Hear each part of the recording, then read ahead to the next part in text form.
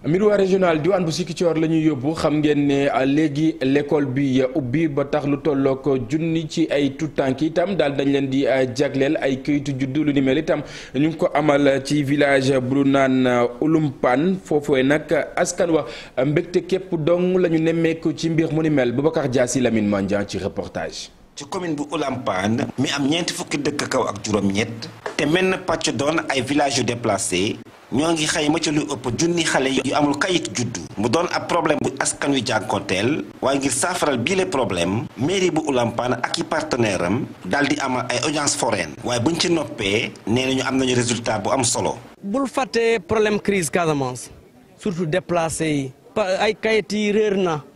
donc moo tax ñun fii Ouloumpane ñu jël sunu motuwaay pour quand même dimbale population pour que am seen kayit juddu parce que sans kayit juddu kenn du am carte d'identité am. partenaire bu njëkk bu mairie bu Ouloumpane jàpp ne ñàkkum kayit juddu ci boppam dafa doon lu yee fitna rawatina ci gox gi nga xamante ni dafa sonn trop ngir crise casamançaise bi. li tax nag tey ñu mun koo def mooy projet bi dañoo saytu loo xam ne dañoo def benn saytu ci dëkk yi luy wane ni li tax jàmm gën fi mën a am jàmm gën fi mën a law mooy nit ñi am kayit nit ñi am seen doom yi mën a jàngi école seen ñoom ñu mën a tukki ñu mën a am yeneen liggéey ñu mën a aussi xëyma xool ci kanam li ñu mën a am suñu amee kayit. programme bu ni mel na wéy ci arrondissement Sindian wërngal këpp ndaxte askan wi dawoon làqu ji ci bët saalum réewum Gambie moo ngi dellu si ndànk-ndànk. jërëjëf Boubacar Diassi diwaan bu Ziguinchor ñu sant ko gërëm ko ñu woyal ba tey addu itam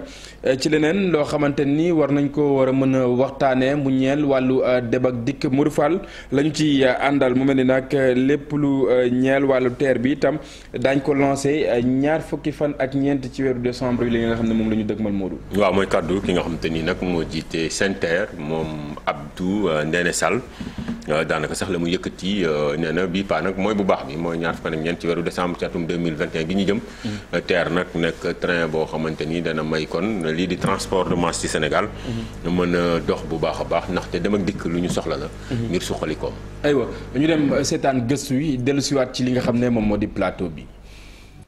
ñu yàgg ko reporté bi le pas nag TER bi dana daw kon ñu jàpp ko ñaar fan ak ñeent ci weeru décembre atum 2021 mu nekk nag bis bu ñëpp di xaar fii ci réew mi Sénégal yi gént kon jël léegi train bi ngir dem liggéey yi wala déplacé wu mu nekk transport de masse bu njëkk boo xamante ni dana yóbbu ci lu tollook 115 000 personnes ci bis bu nekk loolee nag nekk lu njëkk ci réew mi. bii moom vraiment mooy bu baax bi wax nañ ni que dañuy commencer exploitation comme le 24 décembre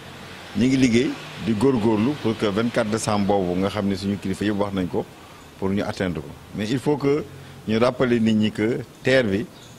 dafa doon projet bu ngand. ab projet boo xam te ni bokk na ci yu gën a mag yu ñu mësul taxawal fii ci Sénégal boo dee xayma. 118 kilomètres ci raay. lu ko ëpp centrale électrique bu 25000 volts ak ki pont ki passerelle yoo xamante ni xayma gi takku na lool ñu ne TER bi daal. lu mucc ayib la. TER bi am na 15 trains d'abord defar nañu ay raay 36 kilomètres de raay fii ak kii 36 kilomètres du par 3 parce que dafa am 2 voies standard une voie métrique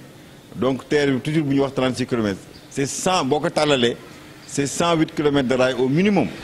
parce que boolewuñ ci sax xam nga ci boo ñëwee ba ci gaar yi dafa am yeneen raay yu ñuy teg pour garer train yeeg yooyu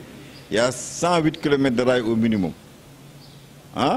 yaa caténaires yi mooy électricité bi di ñëw am na benn centrale 25000 volts am na quand même 36 kilomètres de mur nga xam ni que train bi comme c'est train électrique il faut ñu def mur de part et d'autre pour nit ñi bañ fa dugg ci emprise TER bi parce que c'est très dangereux am na pour améliorer la mobilité sociale c'est-à-dire dem ak dikk bi ci emprise rail bi dañuy def quand même 14 ponts nga xam ne oto bu nekk mën ngaa jógee bii côté dem beneen côté sans problème def 28 passerelles. njëgu projet googee boo moytul laal na junni milliards waaye ñenn ñi sax ñoom di ñaaw njort ci wàllu koppar googee ñu ne def nañ ko ci ñu jàpp ni kon wàllu transparence nekk na ci te ndorteel ba ci njeexteel ba. toujours nit ñi bi ñu wax ay coût ak ay transparence projet bi ñu ko lancé dañu am vraiment 66 entreprises les meilleurs du monde ñoo ñëw compétir ñu xool ñi ci gën a baax ñu jël ci ki ci gën a tuuti dossier bi ñu paree ñu yóbbu ko BID mu ni li ngeen def baax na yóbbu ko BAD ñu li ngeen def baax na ñu yóbbu ko AFD ñu ne li ngeen def baax na ñu yóbbu ko ci les autorités de régulation des marchés au Sénégal ñu ngi li leen def baax na donc vraiment projet boo xam ni que da ngay indi sa xaalis extérieur indi xaalisam pour dimbali la nga def projet bi mënul am dara lu dul transparence totale parce que ñooñu ñëpp dañuy joxe seen avis daal ni ndax projet bi baax na ba baaxul loo xam ni BAD dafa ko financé bii di financé ñoom dañuy joxe seen rapport de non objection mooy que li ñu def yëpp d'accord nañ ci donc yenn saa yi ma déggee nit ñi di wax ma ne leen xanaa mënuñoo nax BID nax BAD nax AFD nax les autorités de régulation loolu mënut a am quoi. Sénégal nekk réew mu njëkk kon moo xamante ni taxawal naa projet amal ko bu toll ni TER ci diirub juróomi at yeneen i dëkk moom lañ fa nemmeeku moo yegg na fukk lii na kon nekk ab prouesse nationale.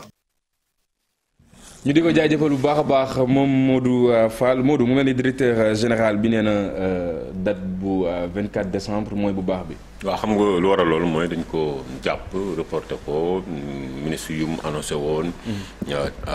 mujjul antu ba ci Mansour mi nga xam ne Mansour Faye sax annoncé woon na. te jàpp date mujjul antu bi paa nag ñu jàpp le 24 décembre ni moom ci la TER bi di daw nit ñi daal lañ ko mën a jël def seen i déplacement moo tax ci kàddoom sax nga dégg mu ne bii paa mooy bu baax bi. mooy ñi ngi def seen kéem kattan ba ñaar fan ak ñeent ci weeru décembre bu at bii ñu nekk di atum 2021. Sénégalais yi nag TER bi nga xamante ni projet la bu président de la République indi woon ñu mujj ci yéeg ngir mën a xool li nga xamante ni mooy seen dem ak dikk ndaxte wax na ko ci wàllu koom li nga xamante ni moo di transport de masse bokk na ci lu koy suqali ndax boo dee xool